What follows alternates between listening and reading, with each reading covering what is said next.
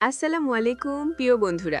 আজকে আমরা পরিচিত একটা মুভির এক্সপ্লেনেশন দেখব, যেটা তোমরা হয়তো দেখেছো।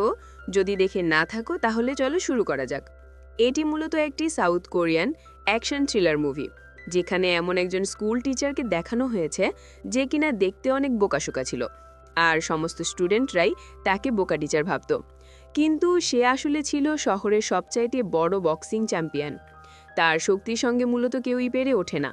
তবে একজন বক্সিং চ্যাম্পিয়ন থেকে স্কুলে আসার পেছনে ছিল অনেক বড় একটি রহস্য, যেটা মুভির শেষ পর্যায়ে এসে আপনাকে একদম অবাক করে দেবে। আর এই মুভির সবচাইতে স্পেশাল ব্যাপার হচ্ছে, এই মুভিটিতে রয়েছে আমাদের সবার প্রিয় অভিনেতা, যাকে আমরা ডনলি বলে চিনি। তবে তার আসল নাম হচ্ছে মাদং সিও। আর ডনলি মুভিগুলো কতটা দুর্দান্ত এবং ইন্টারেস্টিং হয়ে থাকে সেটা কম বেশি আমরা সবাই জানি। আর আজকের মুভিটিও এর ব্যতিক্রম নয়। মুভির শুরু থেকে শেষ পর্যন্ত এত বেশি টুইস্ট এবং থ্রিলিং ভরপুর যে আপনি ধারণাও করতে পারবেন না গল্পের প্রতিটি পর্যায়ে কী ঘটতে চলেছে। আর মুভির একদম শেষের রহস্য তো আপনাকে একদম অবাক করে দেবে। তাহলে চলুন ঘুরে আসা যাক টিচার সেজে আসা একজন বক্সিং চ্যাম্পিয়নের গল্প থেকে। তো গল্পটি শুরু হয় সাউথ কোরিয়ার একটি শহরে। সময়দেব ছিল মধ্যরাত। এখানে আমরা একটি মেয়েকে দেখতে পাই। মেয়েটি একটি শুনশান ব্রিজের ওপর দিয়ে একা একা হাঁটছিল, আর তাকে দেখে বোঝাই যাচ্ছিল যে সে অনেক ডিপ্রেশনে আছে। তার হাতে একটি মোবাইল ফোন ছিল এবং তার শরীরের বিভিন্ন জায়গাতে ছিল আঘাতের চিহ্ন। মেয়েটি কাঁদতে কাঁদতে সামনের দিকে এগিয়ে যাচ্ছিল, কিন্তু ঠিক তখনই তার সামনে একটি গাড়ি এসে থামে। মেয়েটি তখন সেই গাড়িটিতে বসে সেখান থেকে চলে যায়। তবে এই মেয়েটি কে ছিল সেটা আমরা সামনে জানতে পারবো। এবার আমরা লি নামক একজন ব্যক্তিকে দেখতে পাই, যে কিনা ছিল অনেক শক্তিশালী একজন বক্সার। আর বর্তমানে সে একটি ক্লাবে ক্লাবে বক্সিং কোচ হিসেবে নিয়োজিত আছে। তবে কোনো এক কারণে সে এখানে ভীষণ রেগেছিল, আর সে একটি ট্রফি হাতে নিয়ে কোনো এক জায়গার উদ্দেশ্যে যাচ্ছিল। ট্রফিটির ওপরে থাকা লেখার মাধ্যমে আমরা বুঝতে পারি যে ট্রফিটি মূলত সেকেন্ড পজিশনের জন্য দেয়া হয়েছে। তো লি তখন সোজা একটি রেস্টুরেন্টে চলে যায়, যেখানে একটি বক্সিং অ্যাসোসিয়েশন টিমের ডিনার হচ্ছিল। তারা সবাই এখানে বেশ আনন্দ করে ডিনার করছিল, কিন্তু হঠাৎ করে লিকে দেখে তারা কিছুটা চমকে যায়। লি তখন তাদের সামনে চলে আসে। এরপর সে তার হাতে থাকা ট্রফিটি সেখানকার বক্সিং প্রেসিডেন্টের সামনে এনে রাখে। আর সে এখানে প্রেসিডেন্টকে বলে, আপনি এত সিনিয়র এবং সম্মানিত মানুষ, এই কাজটি কি ঠিক করেছেন? আসলে লি যে স্টুডেন্টদেরকে বক্সিং শেখায়, এই ট্রফিটি ছিল তাদের মধ্যে একজন স্টুডেন্টের, যে কিনা অনেক ভালো একজন বক্সার। আর সে বক্সিং কম্পিটিশনে অনেক ভালো পারফরমেন্স করেছে। তাই লির মতে তার পজিশন সেকেন্ডে নয়, বরং তার ফার্স্ট পজিশনে আসার কথা ছিল। কিন্তু এই প্রেসিডেন্ট আগেই ম্যাচ ফিক্সড করে অযোগ্য একজন স্টুডেন্টকে উইনার বানিয়েছে, যেটা লি কোনোভাবেই মানতে পারছিল না। তাই লি তখন প্রেসিডেন্টকে বলে, সামান্য কিছু টাকার জন্য আপনি ম্যাচ ফিক্সড করার মতো কাজ কিভাবে করতে পারলেন? একজন মিউজিক স্টুডেন্ট দিনের পর দিন কঠোর পরিশ্রম করে নিজের প্রতিভা দিয়ে এগিয়ে গিয়েছে, এবং সে এমন পারফরমেন্স করেছে যে সে উইনার হওয়ার যোগ্য। দর্শক সারি সবাইও তাকে উইনার হিসেবেই চাইছিল, অথচ আপনারা ম্যাচ ফিক্সড করে ট্রফি অন্য কাউকে দিয়ে দিলেন। এভাবে করে সত্যিকারের প্রতিভাবানরা হারিয়ে যায়। দেশের প্রত্যেকটি সেক্টরে দুর্নীতি করা বন্ধ করুন। আপনারাই নিজের হাতে এভাবে অনেক স্টুডেন্টের ভবিষ্যৎ নষ্ট করে দিচ্ছেন। তবে লির এসব কথা শুনে প্রেসিডেন্ট ভীষণ রেগে যায়। সেখানে আবার একজন ভাইস চেয়ারম্যানও ছিল, আর সেই মূলত তার স্টুডেন্টকে উইনার বানানোর জন্য টাকা খাইয়েছে। তো এবার ভাইস চেয়ারম্যান এখানে লিয়ের ওপর রেগে গিয়ে বলে, আমরা তো খুব ভালোভাবে বুঝতে পারছি তোমার স্টুডেন্ট উইনার হতে পারেনি, এটাই তোমার হিংসা হচ্ছে, তাই না? আর তুমি তোমার জেলাসের জন্য প্রেসিডেন্টকে এতগুলো কথা শোনাচ্ছ? তুমি তো নিজেই একজন অযোগ্য কোচ, তাহলে তোমার স্টুডেন্ট উইনার কিভাবে হবে? তুমি না হয় একদিন আমার কাছ থেকে বক্সিং শিখে যেও।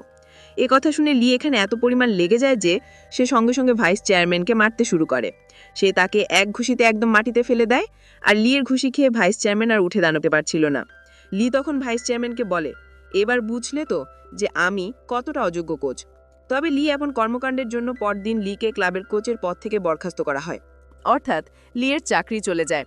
এবার লি তার গাড়িতে বসে তার ওয়াইফের সঙ্গে কথা বলছিল, আর আমরা এখানে লি এবং তার ওয়াইফের কথোপকথন শুনে বুঝতে পারি যে লিয়ের চাকরি যাওয়াটা আসলে নতুন কোনো বিষয় ছিল না, বরং এর আগেও অনেকগুলো জায়গা থেকে লিয়ের চাকরি চলে গিয়েছে।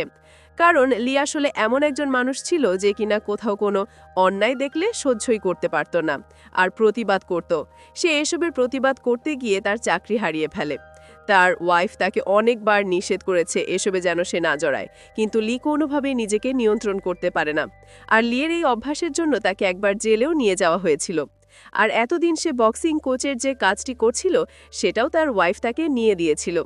তবে লিয়ের ওয়াইফ ভালো করেই জানে যে লি আসলে কেমন মানুষ। সে অনেক সৎ একজন মানুষ, তাই সে অন্যায় একদমই সহ্য করতে পারে না।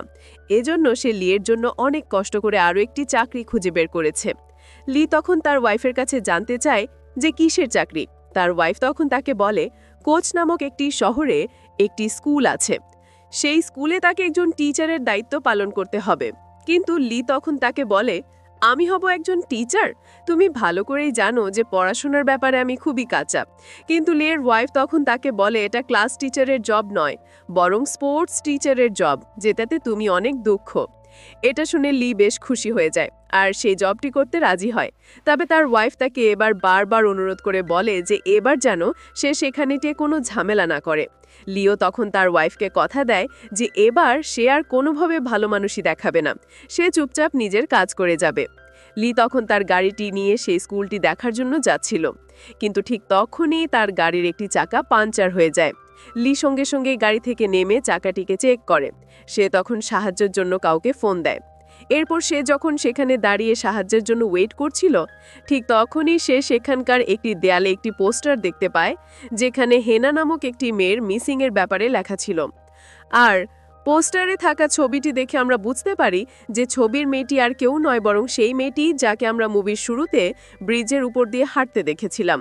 এবার কিছুক্ষণ পর একজন লোক সেখানে একটি টোয়িং ভ্যান নিয়ে চলে আসে, যেটার কাজ হচ্ছে কোনো গাড়ি নষ্ট হলে সেটাকে টেনে নিয়ে যাওয়া। তো লি তখন তার গাড়িটি টোয়িং ভ্যানে করে নিয়ে যাচ্ছিল। এদিকে কিছুদিন পরেই শহরের গভর্নরের একটি ইলেকশন হতে যাচ্ছিল, তাই শহরের অনেক মানুষই ইলেকশনের বিভিন্ন কাজে ব্যস্ত ছিল। এবার লি তার গাড়ি থেকে নামার পর একটু সামনে তাকিয়ে দেখতে পায় যে স্কুলের কয়েকজন মেয়েরা একে অপরের সঙ্গে ঝগড়া করছিল। এটা দেখতে পেয়ে লি তখন তাদের কাছে গিয়ে বলে, তোমরা এভাবে রাস্তার মধ্যে ঝগড়া করছো কেন? এই অবস্থায় তোমাদেরকে দেখলে আশেপাশের মানুষ তোমাদের সম্পর্কে কি ভাববে? তবে এখানে আবার সুমিন নামক একটি মেয়ে ছিল। এই সুমিন ছিল হেনার বান্ধবী, যার ব্যাপারে শহরের বিভিন্ন জায়গাতে মিসিং পোস্টার লাগানো হয়েছে। তো সুমিন এখানে সেই পোস্টারকে নিয়ে কয়েকজন মেয়ের সাথে ঝগড়া করছিল, আর লি এখানে তাদের সবাইকে বারবার থামানোর চেষ্টা করে এবং তাদেরকে বাড়ি ফিরে যেতে বলে। কিন্তু সুমিন এতে লিয়ের সঙ্গে খুবই বেয়াদবি করে। সে লিকে বলে, আমাদের ব্যাপারে আপনি কেন নাক গলাচ্ছেন, ফালতু লোক কোথাকার। এই বলে সুমিন সেখান থেকে চলে যায়। লি তো একটু অনেক অবাক হয়ে যায়, কারণ একজন মেয়ের ব্যবহার এমন হতে পারে। এদিকে ঠিক এমন সময় লি তার একজন পরিচিত মানুষকে দেখতে পায়, যার নাম ছিল লুমিন। লুমিন এখানে লিকে দেখে খুবই খুশি হয়ে যায়, কারণ লি একসময় তার কোচ ছিল। অন্যদিকে আমরা সুমিনকে দেখতে পাই। সুমিন তার হাতে কিছু মেডিসিন নিয়ে দ্রুত একটি বাড়িতে আসে। এটা ছিল হেনার বাড়ি। সুমিন এখানে হেনার দাদিকে কিছু মেডিসিন দেয়, আর সে হেনার দাদিকে বলে, তুমি কোনো চিন্তা করো না দাদি, দেখে নিও, আমি খুব শীঘ্রই হেনাকে খুঁজে বের করব, নিশ্চয়ই ও যেখানেই আছে ভালো আছে। এবার এখানে আমরা হেনার দাদির কথা শুনে বুঝতে পারি যে হেনা আসলে এতিম ছিল। ছোটবেলাতেই হেনার মা বাবা দুজনেই মারা গিয়েছে, আর তখন থেকেই তার দাদি তাকে নিজের সন্তানের মতো করে আগলে রেখেছে। পৃথিবীতে হেনার দাদি হেনা ছাড়া কেউ ছিল না, তাই হেনার নিখোঁজ হয়ে যাওয়াতে সে অনেক ভেঙে পড়েছে। আর সুমিন আসলে এতটাও খারাপ মেয়ে ছিল না, সে রাগের মাথায় লিয়ের সঙ্গে খারাপ আচরণ করে ফেলেছিল। এবার সুমিন সেখান থেকে সোজা চলে যায় হ্যানার রুমে, যেখানকার চারিপাশে শুধুমাত্র হ্যানের জিনিসপত্রই ছিল। এসব দেখে সুমিনের হ্যানার কথা ভীষণ মনে পড়ছিল। হ্যানার সুমিন আসলে অনেক বছরের বেস্ট ফ্রেন্ড। তার পেইন্টিং থেকে শুরু করে হাতের ব্রেসলেট সহ সব কিছুতেই প্রজাপতি ছিল। আর হ্যানা এবং সুমিন একে অপরকে নিজের বোনের মতোই ভালোবাসত। তারা দুজন প্রায় সময় একসঙ্গেই থাকত। তো সুমিন যখন এখানে তার এবং হ্যানার একটি ছবি দেখছিল, ঠিক তখনই সে সেখানে একটি টোকেন দেখতে পায়, যেটা কিনা ছিল জান্স নামক একটি বাড়ির টোকেন। এবার সুমিন সারা দিন হেনার দাদির সঙ্গে সময় কাটানোর পর রাতের বেলায় একা একা সে তার বাড়িতে ফিরছিল, কিন্তু হঠাৎ করেই দেখা যায় যে কেউ একজন তার পিছু করছে। লোকটি এখানে সুমিনের একদম কাছেই চলে আসছিল, কিন্তু ঠিক তখনই সেখানে একটি বাস চলে আসে। সুমিন তখন দ্রুত সেই বাসে উঠে পড়ে। এরপর সে বাসের সিটে বসে যখন জানালা দিয়ে তাকায়, তখন সেও সেই লোকটিকে লক্ষ্য করে। এবার পরের দিন আমরা লিকে দেখতে পাই। লি কোচুন হাই স্কুলের প্রিন্সিপালের সাথে কথা বলছিল, আর আজকে ছিল এই স্কুলে তার স্পোর্টস টিচার হওয়ার প্রথম দিন। তবে প্রিন্সিপাল তখন তাকে স্টুডেন্টদের কাছ থেকে পেন্ডিং টার্মসের টাকা উসুল করে দিতে বলে, অর্থাৎ যে সমস্ত স্টুডেন্টদের স্কুলের বেতন বাকি আছে তাদের কাছ থেকে টাকা উসুল করে দিতে হবে। আর সে বলতে বলতে সে লিকে টিচার্স রুমে নিয়ে যায়, যেখানে স্কুলের সমস্ত টিচাররা ছিল। প্রিন্সিপাল লিকে সবার সাথে পরিচয় করিয়ে দেয়। সেখানে আবার পার্সি নামক একজন আর্ট টিচার ছিল, যে কিনা তার ডেস্কে বসে চুপচাপ কাজ করছিল, আর তার পাশের ডেস্কটাই ছিল লিয়ের ডেস্ক। তবে পার্সি আসলে খুবই চুপচাপ স্বাভাবিক ছিল, সে প্রয়োজন ছাড়া কারোর সঙ্গে তেমন একটা কথা বলতো না।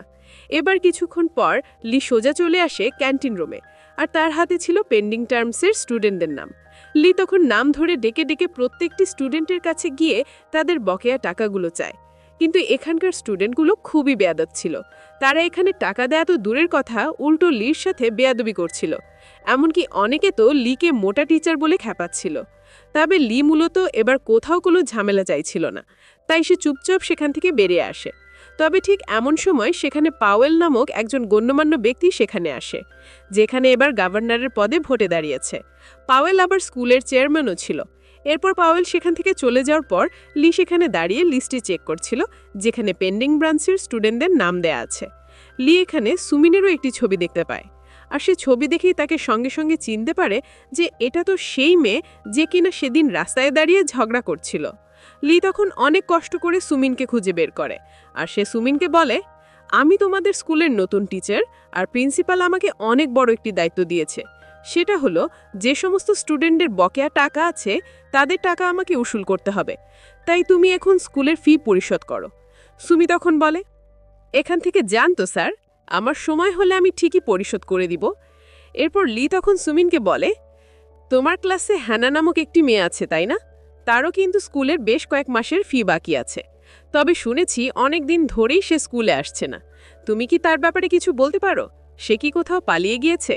একথা শুনে সুমিন কিছুটা রেগে যায়, আর সে লিকে বলে, হ্যানা পালিয়ে যায়নি, বরং অনেক দিন ধরেই মিসিং। আসলে হেনার মিসিং হওয়ার পর থেকে সুমিন অনেক বেশি ফ্রাস্ট্রেটেড থাকে, তো সে অল্প কথাতেই রেগে যায়। সুমিন প্রতিদিন স্কুলের নোটিশ বোর্ডেও হ্যানার ব্যাপারে মিসিং পোস্টার লাগিয়ে দেয়। তবে এই কাজটি তাকে করতে বারবার মানা করা হয়েছিল, কারণ এটা স্কুলের নোটিশ বোর্ড, কোনো মিসিং বোর্ড নয়। তাই এই বিষয়টি নিয়ে সুমিনকে প্রতিনিয়ত ক্লাস টিচারদের কাছে বকা খেতে হয়। তো সুমিনের সঙ্গে কথা বলে লি সোজা চলে যায় ওয়াশরুমে। কিন্তু সেখানে যাওয়ার পর সে লক্ষ্য করে যে পার্সি নামক যে আর্ট টিচার তার পাশের ডেস্কে রয়েছে, সেই টিচার লেডিস ওয়াশরুম থেকে বেরিয়ে চলে যাচ্ছে। এটা দেখে প্রথমে লি অনেকটা চমকে যায়, কিন্তু পরক্ষণে সে রিয়েলাইজ করতে পারে যে কোচুম শহর সবাই হয়তো অনেকটাই অদ্ভুত, আর এখানকার নিয়মকানুনও হয়তো অন্যান্য শহর থেকে আলাদা। এবার ওয়াশরুমে যাওয়ার পর লি যখন বাহিরে তাকায়, তখন সে সুমিনকে স্কুলের দেয়াল টপকে বেরিয়ে যেতে দেখে। এরপর সে স্কুল শেষ করে সোজা চলে যায় মার্কেটে। তবে সেখানে যাওয়ার পর যখন সে সেখানে একটি টয় ক্রেনের গেম দেখতে পায়, সে অনেক মজা করে সেখানে টয় ক্রেন গেমটি খেলতে থাকে, আর এই গেমটি খেলে সে ছোট্ট একটি সফটওয়্যারও জিতে ফেলে। এবার লি একটু সামনে গিয়ে দেখতে পায় যে সেখানে নির্বাচনী প্রচারণার একটি প্রোগ্রাম হচ্ছিল। কিন্তু ঠিক এমন সময় সে সেখানে সুমিনকে দেখতে পায়, যেখানে সে সেই জায়গার আশেপাশেই ঘুরছিল। এবার লি সুমিনের পিছু করতে শুরু করে, কারণ সে জানতে চাইছিল যে সুমিন আসলে কোথায় যাচ্ছে। কিছুক্ষণ পর দেখা যায় যে সুমিন হেনার বাড়িতে জানোস নামক যে ক্লাবের টোকেন পেয়েছিল, সে সোজা সেই ক্লাবের সামনে চলে আসে। আসলে হেনা মূলত এই ক্লাবটিতে পার্ট টাইম জব করত। তো সুমিন তখন সোজা সেই ক্লাবটির ভেতরে চলে যায়, আর সে পুরো ক্লাবের আশেপাশে তল্লাশি করতে থাকে যে এখানকার কোথাও হেনা আছে কিনা। কিন্তু ঠিক এমন সময় সুমিনকে ক্লাবের ম্যানেজার এবং আরও কয়েকজন লোকেরা দেখে ফেলে। সুমিন তখন তাদের কাছে এসে তাদেরকে হেনার একটি ছবি দেখায় এবং বলে যে এই মেয়েটিকে তারা চেনে কিনা।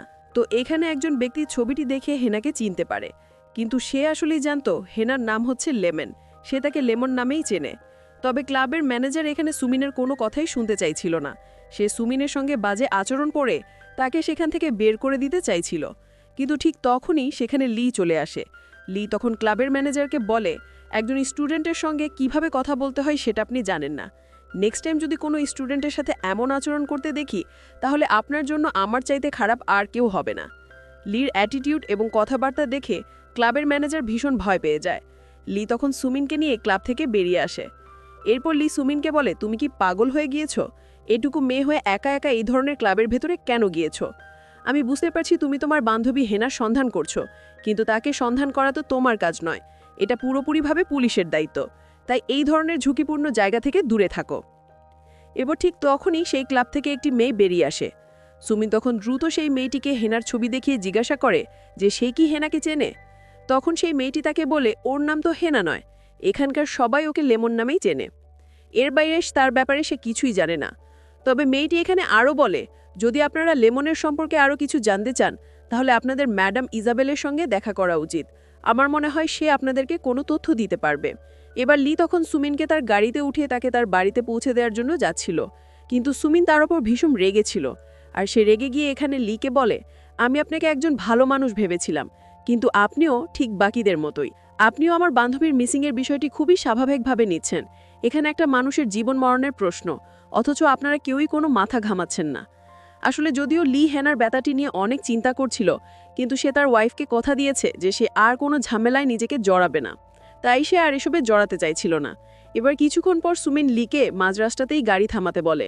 সে তাকে মিথ্যে বলে যে এখান থেকে তার বাসা কাছে, কিন্তু গাড়ি থেকে নেমে সে একটি অন্ধকার রাস্তার দিকে চলে যায়। তবে কিছুক্ষণ পরই একটি গাড়ি তার পিছু করতে থাকে, আর হঠাৎ করে সেই গাড়ি থেকে একজন ব্যক্তি বেরিয়ে এসে সুমিনকে দৌড়ে ধরার চেষ্টা করে। যদিও সুমিন পালিয়ে যাওয়ার অনেক চেষ্টা করছিল, কিন্তু সেই লোকটি তার কাছে এসে তাকে ইলেকট্রিক গান দিয়ে অজ্ঞান করে দেয়। অন্যদিকে লি যখন ফিরেই যাচ্ছিল, ঠিক তখনই সে তার গাড়িতে সুমিনের মোবাইল ফোন দেখতে পায়, যেটা সুমিন ভুল করে ফেলে রেখে গিয়েছে। তাই লি তখন সুমিনকে তার ফোনটি ফিরিয়ে দেওয়ার জন্য সেই রাস্তাটির দিকে যেতে শুরু করে যেদিক দিয়ে সুমিন গিয়েছে। লি দ্রুত সেই জায়গাতে গিয়ে দূর থেকেই লক্ষ্য করে যে কেউ একজন সুমিনকে কিডন্যাপ করে একটি গাড়িতে করে নিয়ে যেতে চাইছিল। তাই লি দ্রুত তার গাড়ির স্পিড বাড়িয়ে দেয়, আর সে মুহূর্তের মধ্যে সেই জায়গাতে চলে আসে। এদিকে সেই লোকটি লিকে তাদের দিকে এভাবে আসতে দেখে তারা ভয় পেয়ে সুমিনকে সেখানে রেখে সেখান থেকে চলে যায়। এরপর লি সুমিনকে নিয়ে সোজা হসপিটালে ফিরে আসে এবং সে পুলিশকেও খবর দিয়ে দেয়। এবার সুমিনের জ্ঞান ফিরে আসলে পুলিশ যখন তাকে জিজ্ঞাসাবাদ করে তখন সুমিন সমস্ত কিছু খুলে বলে।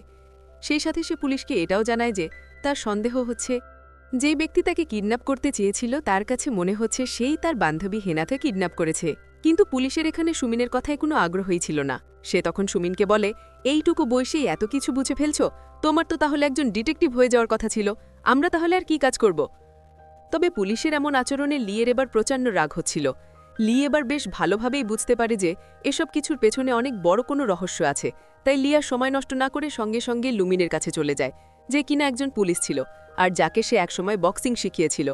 লি তখন লুমিনের কাছে জানতে চায়, আচ্ছা পুলিশ ডিপার্টমেন্টে কি হচ্ছে, হ্যানার কেসটির ব্যাপারে কোনো আপডেট কেন পাওয়া যাচ্ছে না।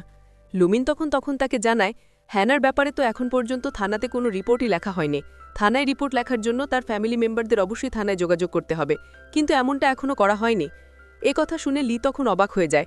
লি তখন দেরি না করে পরের দিন সকালে হ্যানাদের বাড়িতে চলে যায়, আর সেখানে গিয়ে সে জানতে পারে যে পৃথিবীতে হ্যানার আপন বলতে শুধুমাত্র তার বয়স্ক দাদি আছে।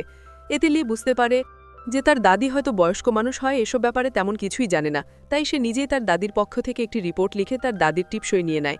হ্যানার দাদি এতে বেশ ইমোশনাল হয়ে যায়। লি তখন তাকে সান্ত্বনা দিয়ে সেখান থেকে বেরিয়ে আসে। এরপর লি সোজা তার বন্ধু লুমিনের কাছে এসে সেই রিপোর্টটি লুমিনার কাছে দিয়ে দেয়।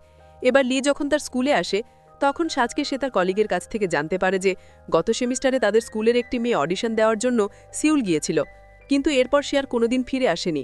তার ব্যাপারেও থানাতে কোনো মিসিং রিপোর্ট লেখানো হয়নি। লোকটি এখানে লিকে আরও বলে যে এই সমস্ত ঘটনা এই শহরে নতুন নয়, বরং এমন ঘটনা অনেক ঘটেছে, আর আজ পর্যন্ত কেউ এসবের কোনো সমাধান বের করতে পারেনি। তাই তোমারও উচিত এসবের পেছনে সময় নষ্ট না করা। এই বলে সেই কলিগ চলে যাওয়ার পর লি সেখানে সুমিনকে দেখতে পায়। আর এখানেই আমাদের মুভির প্রথম এপিসোড শেষ হয়ে যায়। এর দ্বিতীয় বা শেষ পর্ব দেখতে চাইলে কমেন্ট করে জানাও। তোমরা যারা কোরিয়ান ড্রামা মুভি দেখতে পছন্দ করো তারা চাইলে চ্যানেলটি সাবস্ক্রাইব করে রাখতে পারো। আবার দেখা হবে পরের ভিডিওতে, ততক্ষণ পর্যন্ত ভালো থাকুন। আল্লাহ হাফেজ, আসসালামু আলাইকুম।